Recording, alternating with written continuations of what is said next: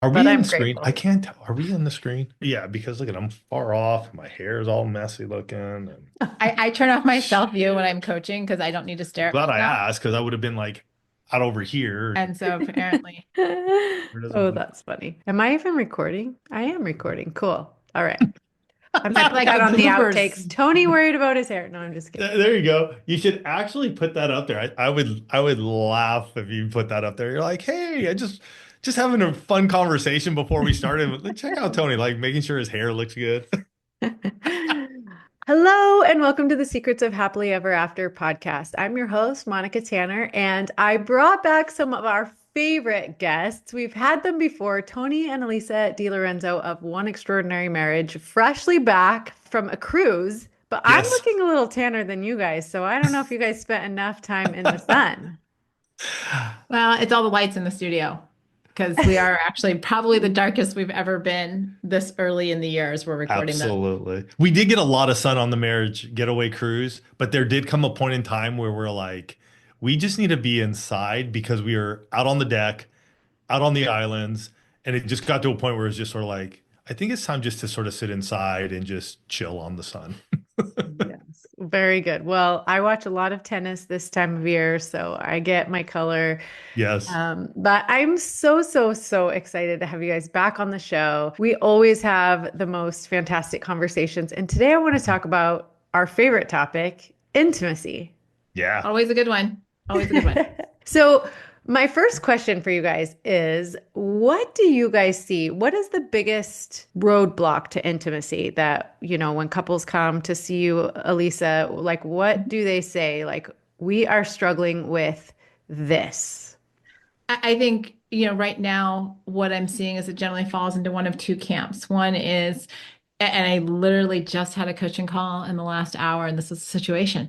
Like, there's so many distractions that couples lose the time to actually have a conversation. And so when they're not having those conversations, that's one, that's the emotional intimacy. The other one that really starts to get rocked is their sexual intimacy because we don't have time for each other, we're not connecting, we're not having conversations, and then where's the time to actually have sex? And Mhm. so it's usually like one or two that I'm hearing most of when a couple comes in for coaching. Yeah.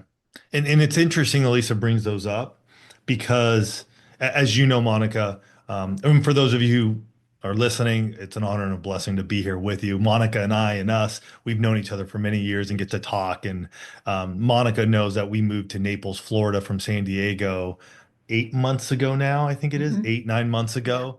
And that transition has made a change in me because coming from San Diego and we lived there 21 years, saw that county grow and explode in the busyness of life. And we come to Naples, Southwest Florida, come in the middle of summer, it's pretty chill. And I even found for myself, like, I think life catches us, especially in this emotional intimacy area where it's like we need to find time, but life is just moving and moving and moving. So we never find time to just relax. Mhm. And moving to Southwest Florida, I've been practicing that, and it's tough, especially when you live in a place where you're constantly moving and you Yeah. got kids and you got a full life, and so finding time to have space is beneficial and it's needed, but it's tough to get there. Yeah, I agree. And I think it's pretty common and pretty easy to fall into this. We'll make time for our relationship when, right? Because you're Hmm. locked into your relationship. You're like, we're married, we have vows, but right now we've got to grind on our business. We've got these children, all of these activities and things like that. But it's fine because life will slow down eventually. Has that been your experience? Well, the challenge is that, the kids get older, their problems shift. Yes, they move out, they get married, they do their kinds of things, but you have a different role with your adult children Mhm. than you do with your toddlers. But, if you're not intentional, where you find your time is we're so disconnected, we're doing separate things, and I've got all the time in the world to do what I want to do, but we don't make time to do the things that we want to do or the things that will actually keep us together as a couple. So yeah, I mean, a lot of those people, they're right, things will slow down, but you might not be married Right. when Or things slow down happy. or happy, right? Right. It's very easy to be together and discontent.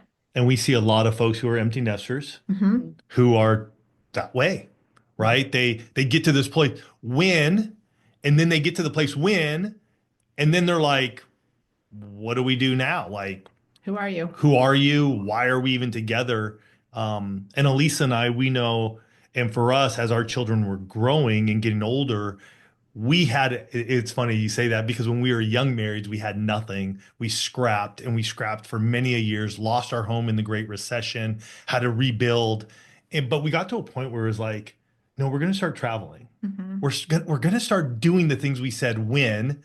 And it's been really good because we started doing that prior to the children graduating from high school. And I'm so glad we did because if we didn't, I don't think we'd be traveling like we do now.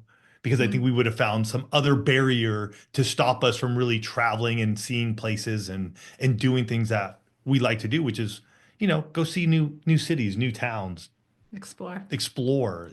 Elisa loves a great coffee shop. No That's way to see a city. yeah. Yeah, I mean, when we go to different places, I like to try out whatever food is there. I mean, Yeah, Yes. same kind of thing. Same kind of thing. yes, yes. But I think it's really interesting because most of my clients, they are older. They've been married for longer, and they are at the point where life could potentially slow down a little bit. However, they weren't intentional in the beginning of their marriage. And so they get to the point now where there's so much resentment build up. They don't really know Mhm. how to be friends. And now they've got this question, do we want to spend like the last years of our life with somebody that we don't like very much? Or do we want to move on and see if we can find somebody else? And so a lot of my clients are wrestling with that question. Do we try to salvage what's here? Because we didn't really put a lot of intentional effort into this, or do we just start over with someone who we don't have baggage with? And there's not like all of this pent up, resentment and frustration, and, you didn't do this and you weren't a good friend to me here, and, all of these things. So, yeah, Mm. I can definitely see where not making the time for emotional and sexual intimacy can really, really catch up to you.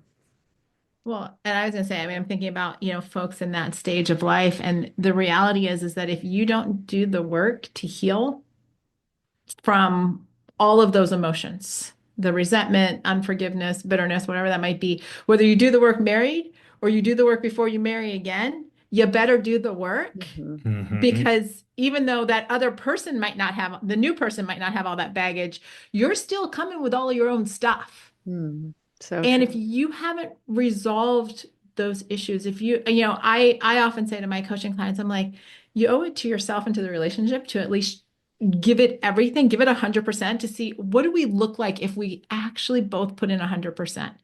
If we did some of the dirty work, if we rolled up our sleeves and said, okay, we didn't do it before. Yeah, we've got some stuff we got to work through. We got to like the image that just came to mind is kind of like mucking out the stalls. Not that I'm a horse Mhm. person, but Gross. like Yeah. you got to get rid of the you know what Yeah. to find out what's in there Yeah.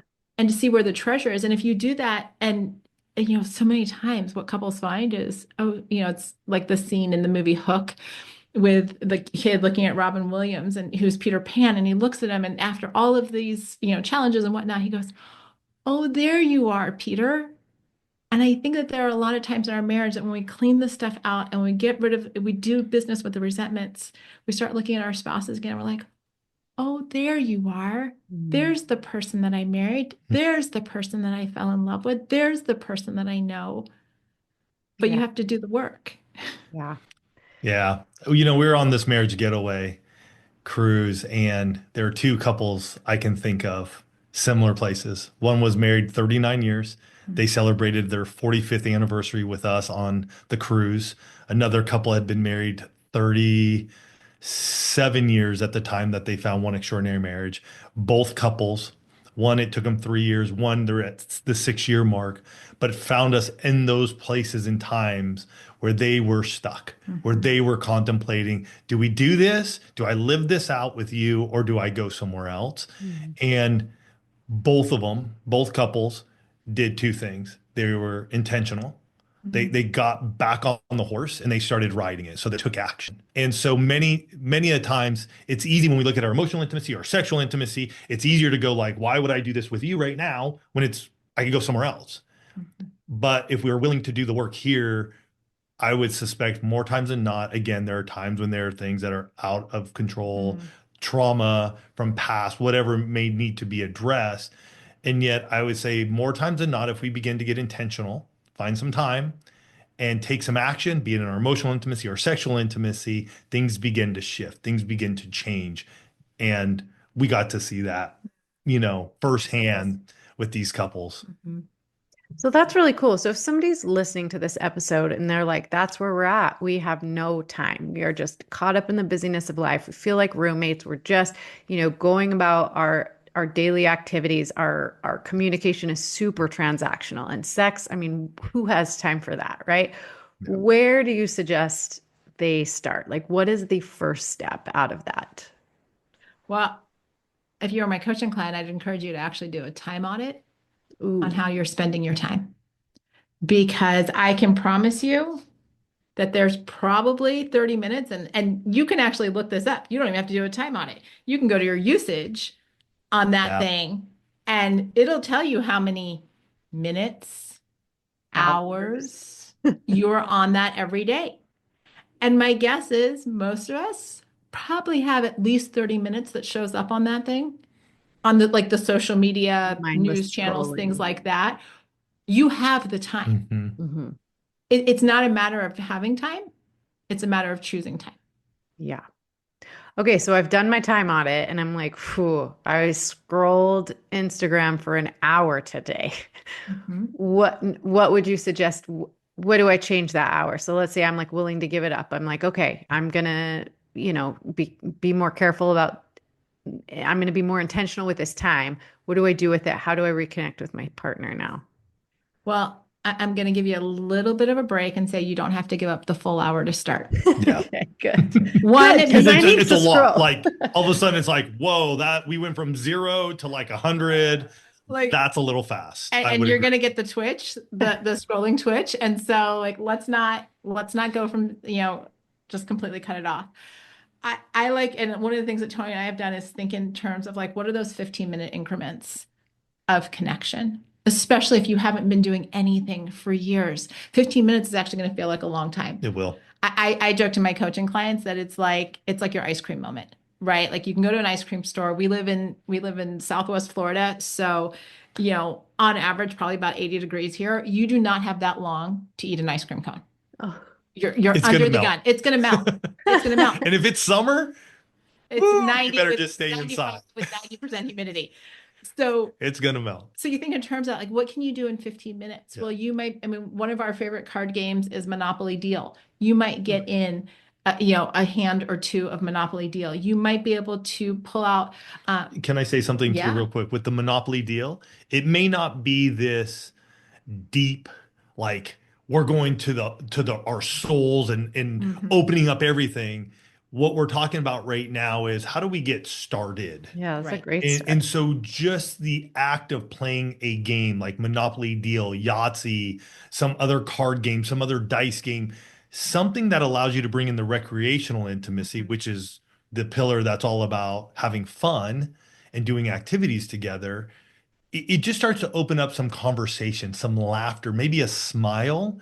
But it doesn't feel so like I'm under the gun or you're under the gun.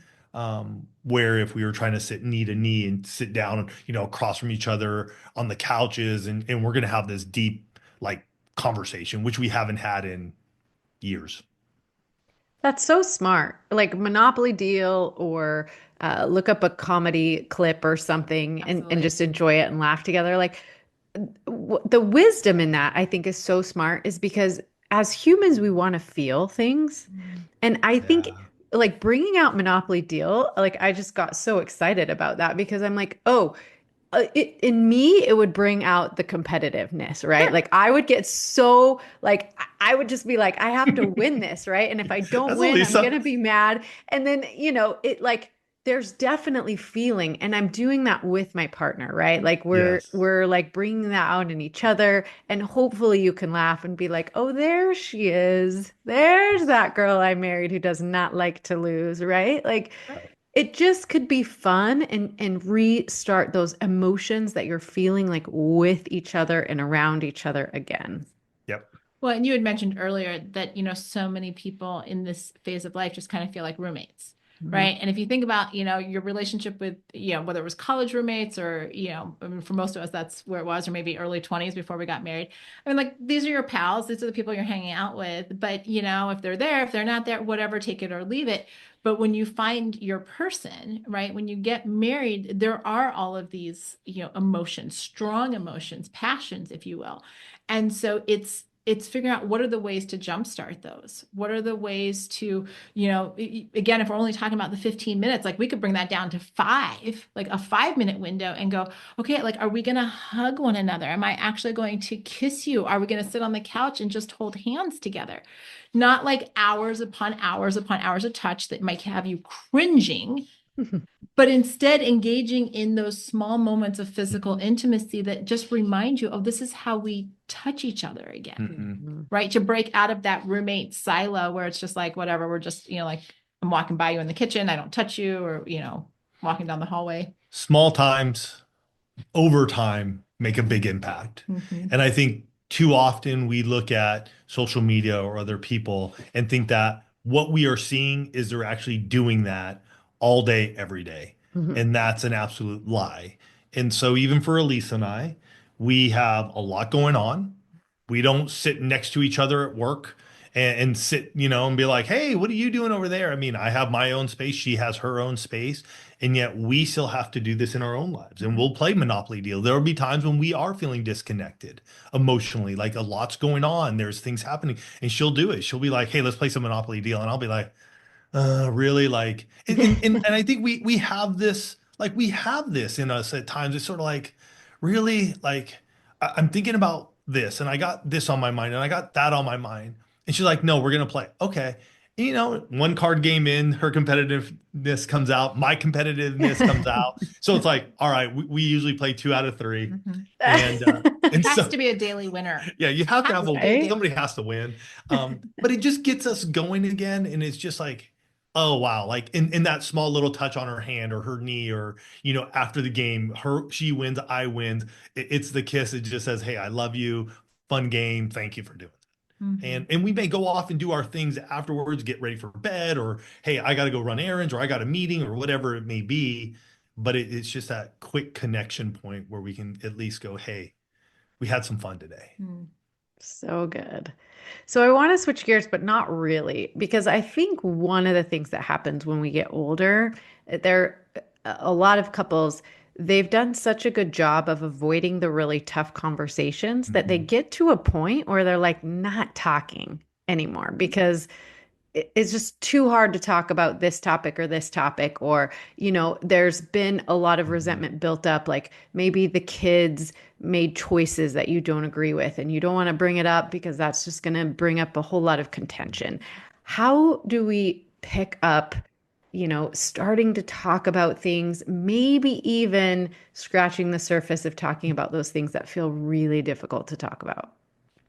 Well, I think for a lot of couples, and I had coaching clients say this to me the other day, sometimes it is easier to start with a facilitator or a coach, Mm. right? It's getting into that environment where, when you're with a coach, you kind of hold yourself in, not that you aren't being vulnerable, transparent, but you're going to hold your emotions in check a little bit. You might not shut down in the same way, or you might choose to say those things because you know that there's a third party there that is going to mediate, facilitate, navigate that Yeah. conversation with you, as opposed to what this couple had told me. They're like, if it was just the two of us, we would just fall back into our old Yeah. patterns, Mhm. right? Well, you're gonna shut down and you're gonna storm out, and we're never gonna talk about and people will tell you, right? Every couple listening to this, or every spouse, what your dance is Mhm. when you guys get around those touchy subjects. And so bringing in a coach like yourself to go, okay, how are we going to do this? These are the topics. And then having that person draw out the conversation, make it a safe space for both spouses to be heard. Because I think that's where a lot of the shutdown happens. Mhm. A touchy subject comes up, one person gets to say all of their feelings and thoughts about it. Then the other person tries to say something, and the first person's like, no, no, no, I don't want to talk about it anymore. And the second person's like, well, I'm not, what about me? Right. Because shockingly, our spouses have feelings and thoughts too. It's so crazy. It's so crazy. Individual work, forgiveness.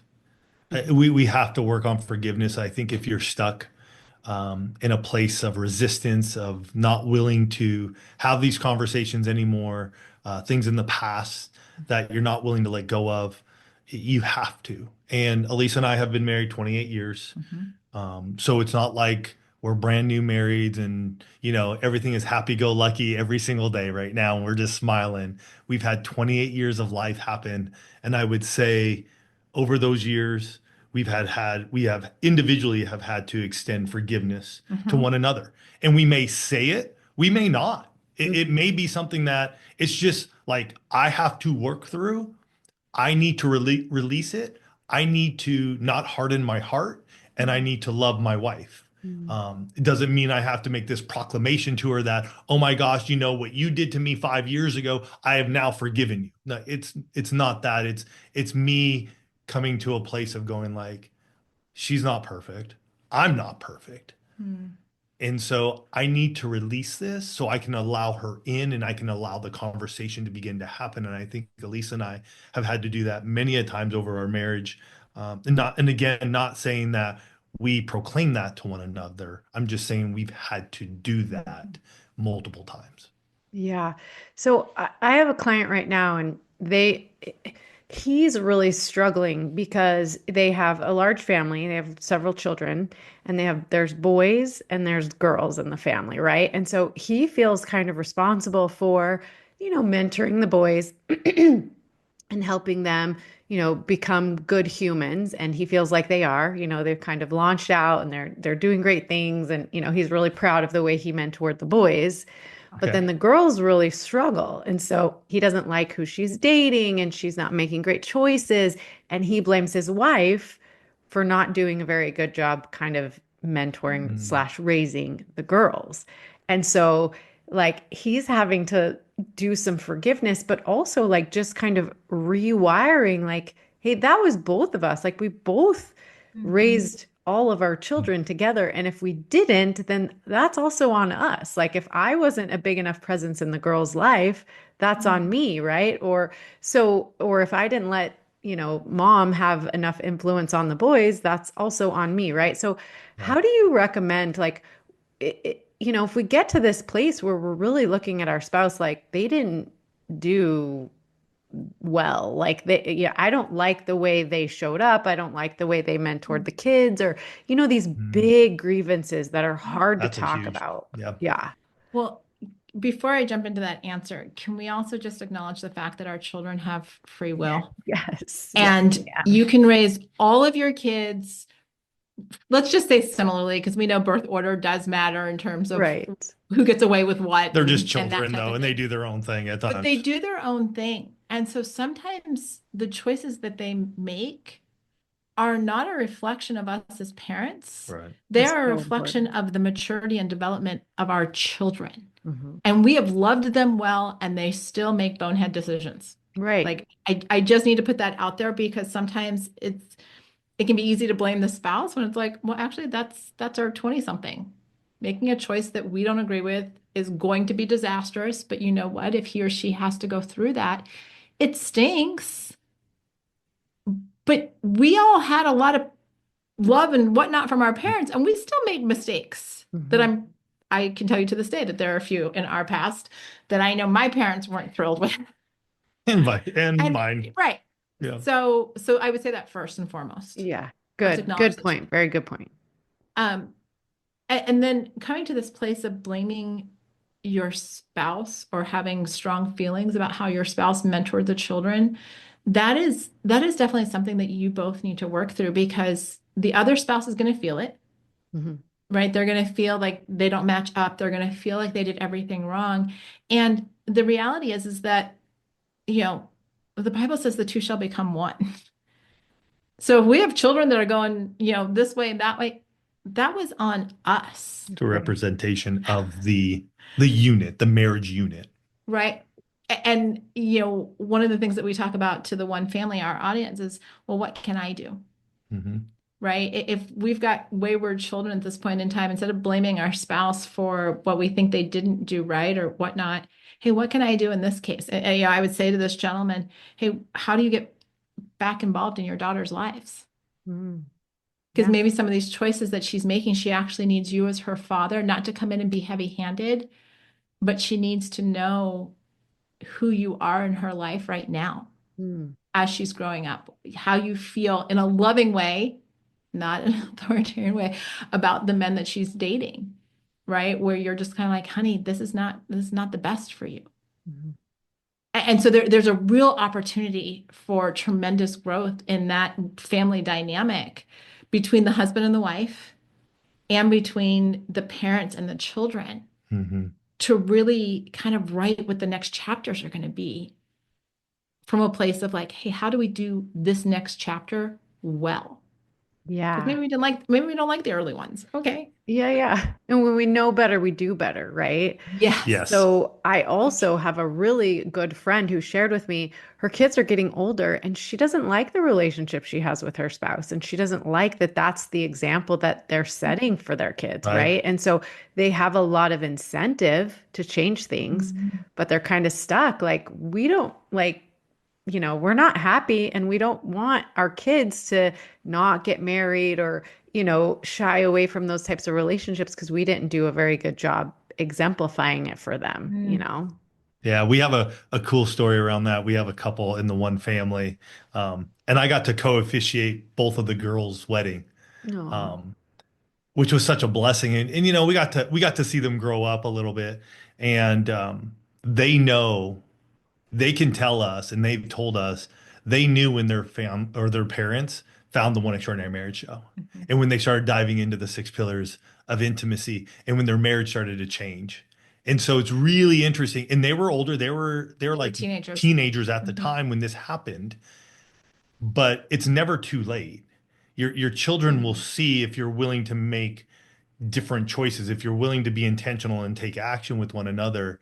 And here are these two young women now, and we get to see them grow up and start their own families. But me being able to co-officiate it was just such an honor because I knew what their mom and dad had gone through and what they were willing to do to make a change in their own marriage, which rippled Mhm.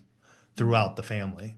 I love that. That is so cool. And like, really, I think why we do what we do because Absolutely. it's not too late. And you do have such a big responsibility to model a healthy relationship for your kids. And Yeah. if you don't know how to do that because you didn't grow up in that or, Mhm. nobody ever taught you, like there are resources available. It's not too late. Like you can figure it out. Hmm. And it's so important and crucial that you do.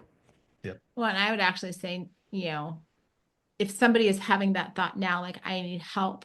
I mean, there are more resources available now. I think about all of the quality materials that you put out, that we put out. Like there are more resources now than ever before. When we were young marrieds, if we had had that thought, No, I, it's I like a mean, there book, were like 10 a couple of books, books. right? And that may be a bit of an exaggeration, but that's what it felt like. Yeah. Yeah. And now, I mean, I love that your podcast has got such a history because your audience has got the ability to go back and listen and go, okay, where am I? Like, I need a little tweak here, right? It's the same Yeah. thing our audience has, right? Like, let's dig into this topic and let's find a topic that is addressing where we're at right now, and let's Yep. do something. We don't have to stay stuck. People don't have to stay stuck now. I feel like Yeah. that's more a choice Yeah. than lack of information. Yeah. Yeah. And it's so much easier to find help now. I mean, you Hmm. Mhm. can go online and look for coaching and you can get, reviews from people, you can get honest accounts of, you can get, testimonials from people. Like it's easier to check out, and find someone who you relate to their story. I mean, everybody's story is out there online now, right? And so Mhm. you don't want to take advice from somebody who you wouldn't, look up to. Right. Absolutely. And Right. so it's easy now to go online and be like, these people's story is very similar, or, I love the way these people talk about their marriage and their family. And so, yeah, and ask around, ask friends. There's no reason to suffer in silence. There's no reason to just try and figure it out on your own because there's so many people out there online putting their stories, out. It's so funny because my husband is like, I don't know that I signed up for this, right? Like he is a very private Yeah, person, sure. but over the years, he's seen how people have benefited from, me telling our story and, Mm. putting our the horrible decisions or our Yeah. silly arguments or whatever out there online, and he's like, okay, I see the benefit of this for people like and so he's like, you can use my likeness for a price, right? Trying to get that NIL deal. NIL deal. Yeah, Yeah. exactly. It's like, hey, I'm going to make something out of this as well. For sure. The biggest thing, and hey, what I have seen, and I'm 51, is life can happen Mm. and we can get knocked down and we can get knocked down, and it can sometimes feel like it's a lot to get back up. And I think we got to determine what's the cost of us not getting back up. Mm. And when we do get back up, realize that sometimes it doesn't go exactly the way we expect it to go. And so the healing may take longer than what we thought, or the person that we first reach out to isn't a really good match. So it means I got to find somebody else. And that is tough. And it's part of life though. And are you willing to get out of the pain that you're in to do something about it? And I think that's what it comes down to. And and I'm just thinking about Elisa and I.